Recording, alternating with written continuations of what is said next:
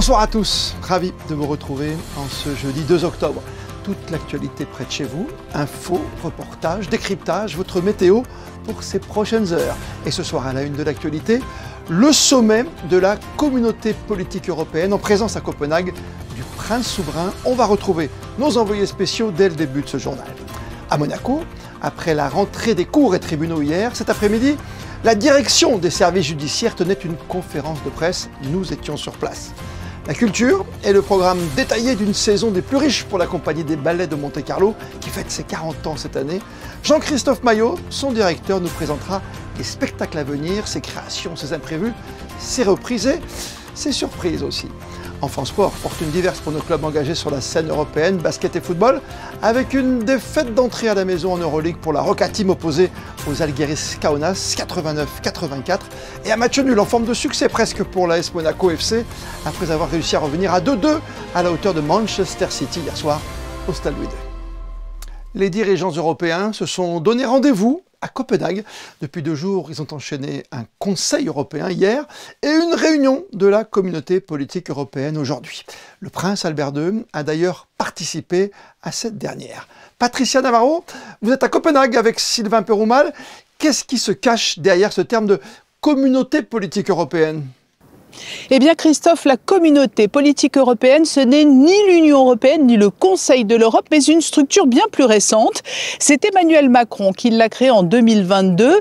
Il s'agit d'une instance informelle de coopération intergouvernementale qui regroupe 47 pays qui entendent profiter ainsi d'une plateforme de coordination et de dialogue politique pour les pays européens sur des questions d'intérêt commun comme la sécurité, la stabilité ou la prospérité du continent. Mais cette communauté politique européenne permet aussi d'élargir le cercle et de renforcer le lien entre l'UE et ceux qui partagent ses valeurs. C'est le cas de Monaco à travers le prince Albert II. Et de quoi a-t-on parlé aujourd'hui, Patricia, à Copenhague? Est-ce l'actualité qui a finalement guidé toutes les discussions? Oui, parmi les thèmes évoqués lors de cette 7e édition, il y a eu bien sûr le soutien à l'Ukraine. Le président Zelensky était présent et en toile de fond, donc, la manière de renforcer la défense de la zone Europe. Vous savez que le Danemark, qui accueille ce sommet, a dû faire face à un survol de drone au cours des derniers jours et il en a bien évidemment été beaucoup question. Et plus largement, les dirigeants européens, lors de leurs échanges, ont évoqué les défis géopolitiques actuels. Merci beaucoup Patricia pour ces premières indications à chaud. Nous reviendrons demain à 19 h plus longuement sur le programme sur place du prince souverain et le bilan pour la principauté à ce sommet européen.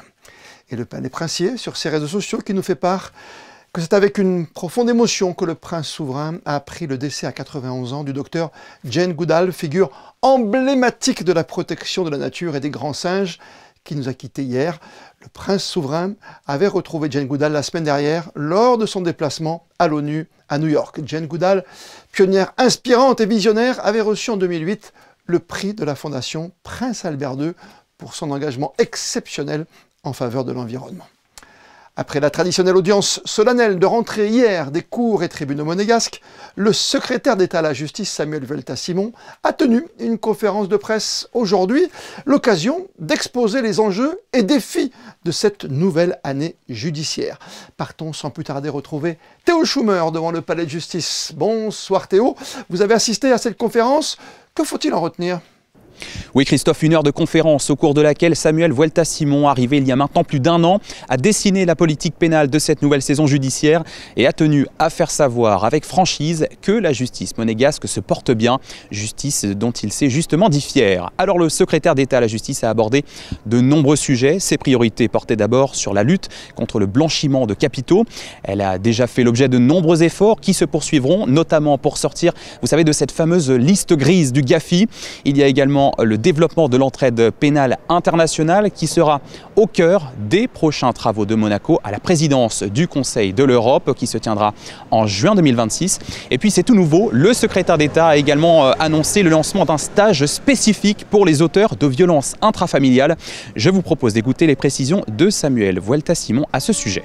Le stage qui a été créé, qui a été signé avec une association niçoise, pour réserver aux auteurs de violences intrafamiliales consiste à forcément pour les auteurs mis en cause pour ce type de faits, pour des faits minimes qui n'ont pas déjà été condamnés ou inquiétés auparavant. Donc on peut considérer que c'est un premier faux pas, hein, ou en tout cas une première infraction qui est commise, de faible gravité, hein, je précise. Eh bien, le procureur général pourra, en alternative aux poursuites, plutôt que poursuivre, proposer à la personne à ses frais, participer à un stage de responsabilité parentale et au-delà, donc qui vise à éduquer, à informer sur le respect de la femme, les violences, le couple, enfin ces questions-là. S'il satisfait au stage, s'il est assidu, bon comportement, s'il en a quitté le prix bien entendu, eh bien le procureur général pourra classer sans suite la procédure qui avait été initié contre lui. Voilà pour ce projet, mais ce n'est pas tout. Les chantiers en cours sont nombreux. On peut également évoquer l'arrivée d'une passerelle à l'intégration de la magistrature, la réforme de l'assistance judiciaire ou encore la création d'une réserve judiciaire pour permettre à des volontaires d'appuyer les juridictions. C'est un projet de loi qui est soumis dès ce soir au vote des conseillers nationaux. En attendant, pour renforcer les équipes judiciaires, 2 nouveaux postes de magistrats viennent d'être créés et affectés au parquet général, pôle des affaires économiques et financières. Donc vous l'aurez compris, le secrétaire d'État à la justice a voulu démontrer aujourd'hui dans sa conférence de presse que la justice monégasque a les moyens de ses ambitions, être plus rapide et plus efficace, toujours en toute indépendance. Ouvrons à présent une page sport avec 2 belles affiches quasiment en même temps au stade Louis II hier. Juste avant le choc en football contre Manchester City en Ligue des Champions, les basketteurs monégasques, eux, débutaient leur campagne d'Euroleague face aux Žalgiris Kaunas. Entrée en matière décevante pour la Roca Team qui s'incline 89-84 à la maison. Analyse de la rencontre avec vous, Frédéric Elion. Faux départ pour la Roca Team en Euroleague, invaincu depuis le début de saison, vainqueur de la Supercoupe de France, le finaliste de l'an passé a chuté à Gaston Médecin face aux Žalgiris Kaunas pour son premier match d'Euroleague de la saison. Monaco n'a mené que 34 secondes dans cette partie, vite dépassée par l'envie et le jeu collectif du Žalgiris. 27 points encaissés dans le premier quart-temps, c'est beaucoup trop et pas de solution trouvée pour contrer les anciens de l'Olympiakos. Moses Wright a été dominant dans la raquette, 21 points à 100% au tir, bien suppléé par Williams Goss et ses 14 points. L'homme fort du Žalgiris, Sylvain Francisco, frôle le double-double, 9 points, 9 passes, plus 11 pour les Lituaniens à la mi-temps, 45-35. Eli Okobo inscrit 7 de ses 9 points en fin de troisième quart-temps. Daniel Theis, 17 points, 6 rebonds mais dedans au buzzer. 67-60, tout reste possible pour Monaco.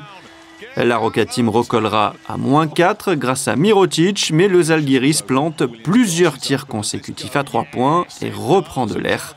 Le dernier run monégasque insufflé par Mike James et ses 24 points est trop tardif. 89-84, gros coup pour les Lituaniens à Gaston Médecin. Défensivement, on était là.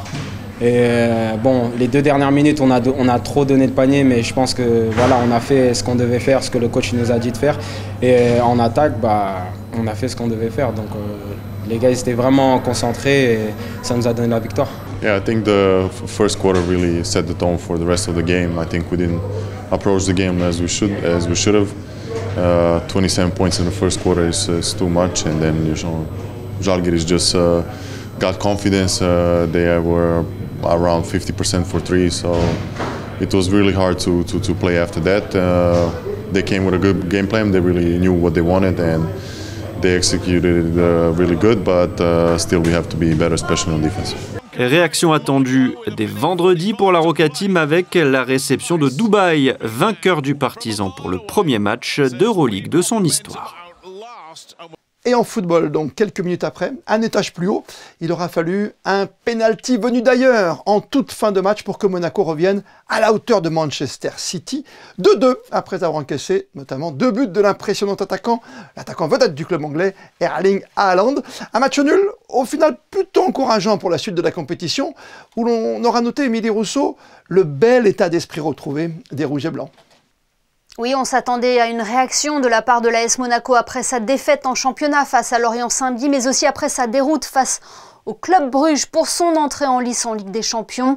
Mercredi soir, au Stade Louis II, les Monégasques ont fait preuve d'une belle résistance face à Manchester City et ont affiché aussi une force collective. Ils sont revenus au score à 2 reprises, permettant ainsi d'arracher le nul. Presque une victoire pour l'entraîneur Adi Hütter, qui a tenu à saluer la performance de ses joueurs en conférence de presse d'après-match. In the end, yes, the equalizer was in the end of the game. Big praise on every single player. Under these circumstances, that we are missing 6-7 players and really top players, so I can give a really big compliment for my players. In the end, I think we deserve this draw because we never gave up. The players let their heart on the pitch, and this makes me proud also. Manchester City était un sacré adversaire, vainqueur de la Ligue des Champions en 2022, plusieurs fois sacré champion de Première Ligue. Cette affiche était un défi pour les Monégasques. Elle marquait aussi le retour d'un ancien joueur de la maison rouge et blanche, Bernardo Silva. Monaco, c'est toujours une équipe avec beaucoup de qualité.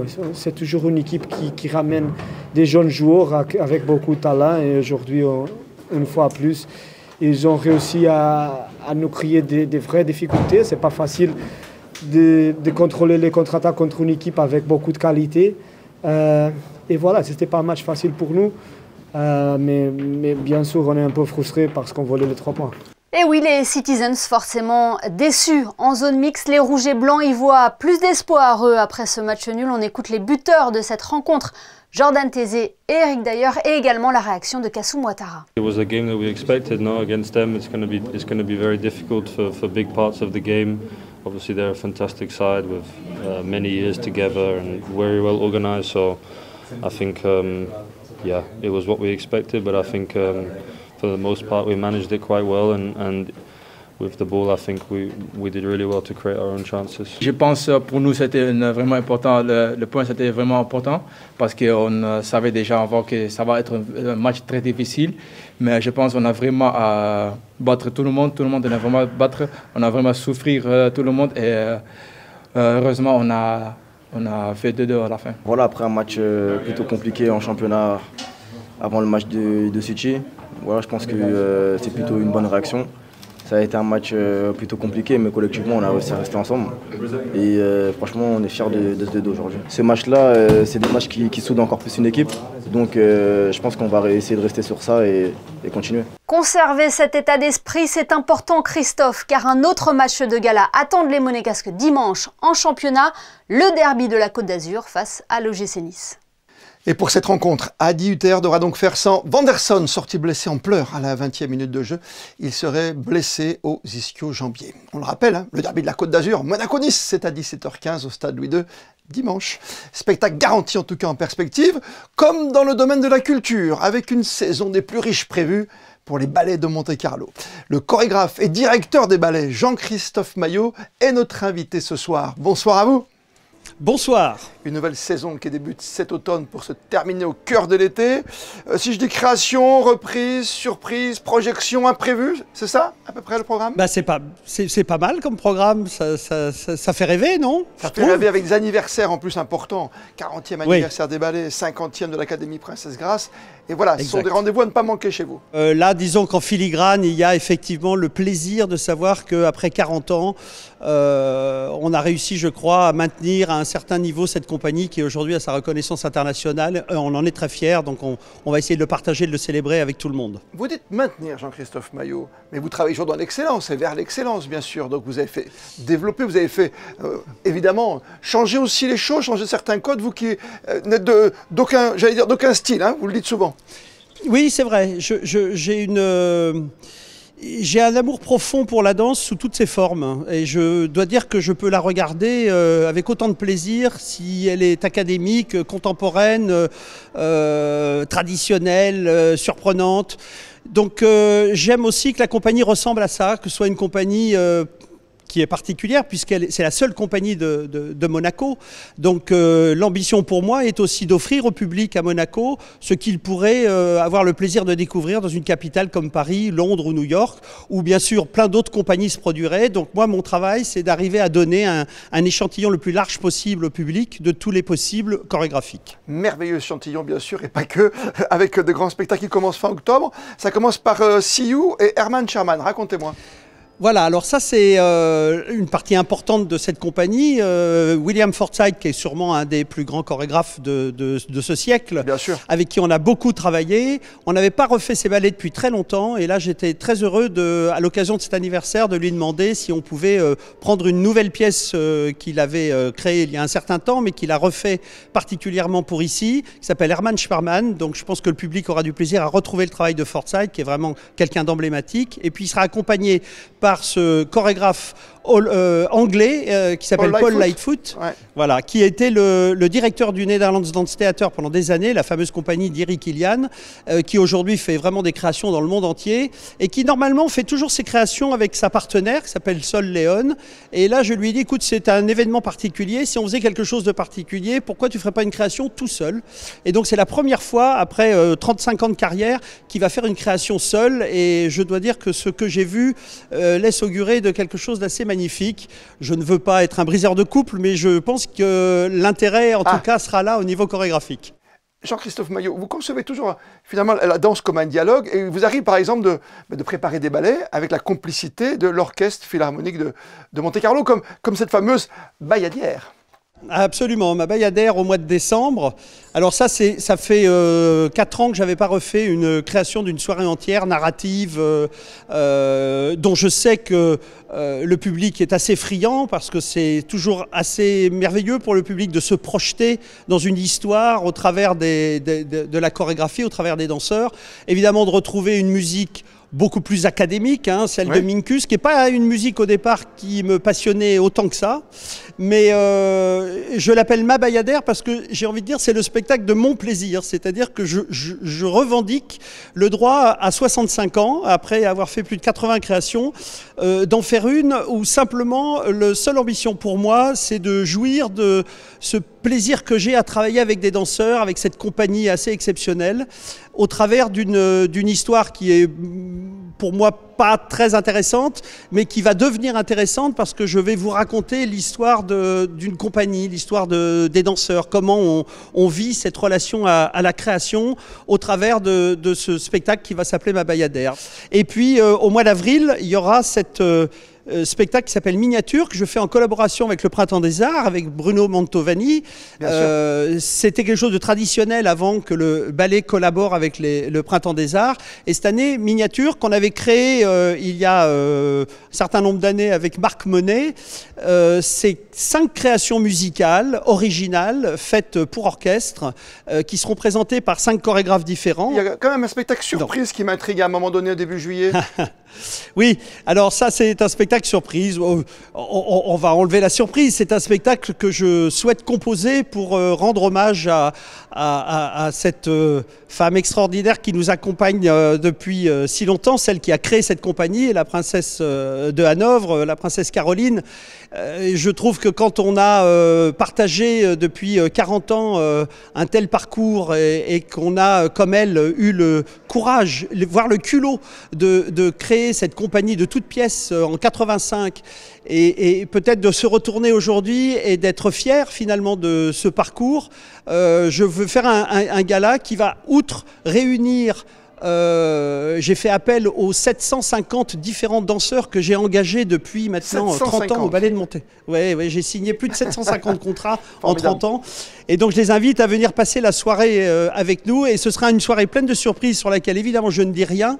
Parce que le but, c'est vraiment que les gens soient en face de l'excellence, mais avec des surprises qui vont à la fois leur rappeler ce qu'a été cette compagnie il y a 40 ans, et puis peut-être aussi se projeter sur ce qu'elle pourrait devenir et ce qu'elle est aujourd'hui. Merci mille fois pour avoir pris du temps pour nous ce soir sur Monaco Info. À bientôt Jean-Christophe Maillot. Plaisir, à bientôt. Et au cœur de la vie scolaire qui a commencé à prendre sa vitesse de croisière depuis la rentrée, gros plan ce soir sur un rôle clé en matière d'éducation, celui de proviseur adjoint. Entre gestion, accompagnement et médiation, il assure l'équilibre du quotidien dans les établissements, bien sûr, de la Principauté. Les équipes de Monaco Info sont allées à la rencontre d'Audrey Chénu, qui vient d'être nommée à ce poste au lycée Régnier 3. Voici le reportage de Vanessa Dessy sur des images de Julien Laugier. Durant 17 ans, Audrey Chénu a enseigné les lettres classiques au lycée Albert Ier. En parallèle, une année de disponibilité l'a conduite à Paris, dans le 18e arrondissement, où elle a assuré la coordination d'un centre social. Ce qui m'a donné l'occasion de me positionner différemment vis-à-vis d'enfants, cette fois-ci, donc un public de primaire. Je gérais l'accompagnement à la scolarité dans ce cadre-là et la coordination des éducateurs spécialisés et des bénévoles. Et par ailleurs, je me suis aussi beaucoup investie dans un certain nombre d'associations en principauté, que ce soit du côté de l'enfance ou du côté plus adulte, défense des droits des femmes, par exemple. Aujourd'hui, bras droit du chef d'établissement, la proviseure adjointe veille au bon fonctionnement du lycée. Gestion des emplois du temps, suivi de la vie scolaire, coordination pédagogique avec les enseignants et dialogue avec les familles font partie de ses missions quotidiennes. Mes missions, ce sont des missions à la fois administratives et pédagogiques. Donc, sur le côté administratif, évidemment, c'est de permettre à l'établissement de fonctionner en coopération étroite et sous la direction de Madame le proviseur, Madame Giobergia, qui, je tiens à le préciser, m'épaule énormément dans cette prise de fonction. Et d'un autre côté, il y a un volet pédagogique, c'est-à-dire de suivi des projets, de dynamisation de certains projets aussi, donc, dont j'ai, on va dire, la mission d'impulsion. C'est un métier très complet que je découvre avec beaucoup d'intérêt. Audrey Chénu aurait aimé travailler avec des collégiens, mais c'est auprès des lycéens qu'elle se sent la plus à l'aise. L'ancienne professeure de lettres apprécie de varier les contextes, convaincue que chaque expérience est une remise en question. Ce qui la passionne avant tout, accompagner les élèves et les voir progresser dans le cadre de l'enseignement. Ils viennent d'être présentés aux élèves les 7 livres sélectionnés pour le coup de cœur des lycéens, un prix créé en 2007 dans le cadre du prix littéraire de la Fondation Prince-Pierre de Monaco. Tout savoir sur ces choix dans ce reportage de Fabien Bonilla et Hugo Comasa. In Violentia Veritas, La Collision, La Route de Wakale, Un nègre qui parle yiddish, La hideuse, Nourrice et enfin Rouille, voici les 7 titres des romans présélectionnés pour la 19e édition du coup de cœur des lycéens 2026. Ce sont tous des premiers romans, c'est le concept. Ils viennent d'être présentés aux 57 membres du jury, tous élèves de seconde dans les 3 lycées de la Principauté. Le concept de lire des livres, de nous exprimer sur ce qui se passe dans ces livres, le déroulement un peu de tout ça, je trouve ça super en fait. Je pense que ça peut être une très grande opportunité pour nous tous, pour pouvoir s'enrichir, également pour pouvoir rencontrer de nouveaux auteurs qu'on n'a pas encore eu l'opportunité de rencontrer ou même d'en parler en classe. C'est une expérience unique et géniale, surtout pour les personnes qui aiment lire. Donc moi j'adore lire, donc ça ne me dérange pas du tout de lire 5 livres, enfin 7 du coup. 7 romans pour le moment. En avril, ces élèves devraient en sélectionner effectivement 5 et les 5 auteurs iront alors à la rencontre des membres du jury.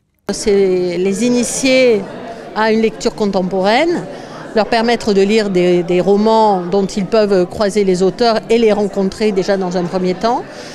Donc les faire lire, mais également exploiter les romans dans leurs futures épreuves anticipées de français et surtout pour l'oral, puisqu'ils pourront présenter, si un de ces romans leur a plu, ils pourront présenter ce roman à l'oral de français. Il s'agissait aujourd'hui du lancement du prix coup de cœur des lycéens. Ces élèves devront choisir les lauréats parmi ces 7 livres, tous différents les uns des autres, que ce soit une enquête journalistique, un crime, une disparition, l'abandon, des secrets de famille, le racisme, un voyage au Rwanda ou une carte postale des campagnes françaises. Ce sont des romans ou des autobiographies. Encore une sélection qui devrait faire rêver, frémir, peut-être pleurer ou réfléchir. Au final, le coup de cœur des lycéens sera remis dans le cadre de la cérémonie de proclamation des prix de la Fondation Prince-Pierre de Monaco dans un an, le 13 octobre 2026. La Société monégasque d'assainissement vous informe qu'elle a mandaté le bureau d'études Air Environnement pour réaliser une enquête de perception relative à la propreté et à la gestion des déchets en Principauté. Elle se déroulera du 6 octobre prochain au 15 novembre et s'effectuera lors d'un entretien en présentiel ou par téléphone ou même en ligne. Les agents chargés de recueillir votre avis porteront, sachez-le, les badges de la SMA et de la société Air Environnement sur des t-shirts jaunes et des vestes orange fluorescents. Pour toute question relative à cette consultation citoyenne, vous pouvez vous rendre sans plus tarder sur le site de la SMA. Et avant de découvrir vos prévisions météo à venir en compagnie de Théo Schumer, comme le veut la tradition, on termine ce journal par les instantanés du jour consacrés à une soirée européenne concentrée au Stade Louis II, avec d'un côté la défaite de la Roca Team en Euroleague de basket et de l'autre le superbe match nul pour les joueurs de l'ASM face à Manchester City en Ligue des Champions de football.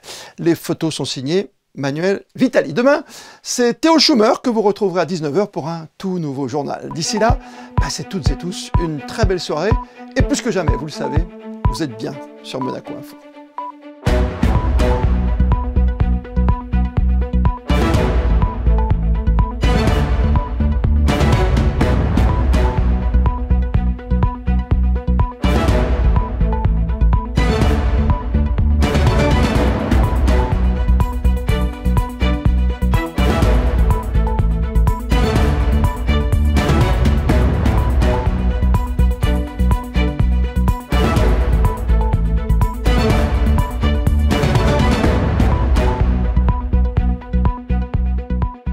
Retrouvez la météo avec Suisse Courtage, le spécialiste de l'assurance à Monaco depuis plus de 35 ans. Notre expertise à votre service.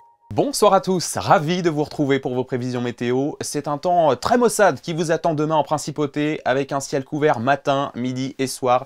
Le soleil pourra peut-être, je dis bien peut-être, pointer quelques rayons vers nous, mais ça reste assez incertain, en tout cas pas de pluie au programme. Côté température, là en revanche, on est à peu près sur des valeurs attendues demain, comptez 17 en matinée et jusqu'à 20 degrés l'après-midi.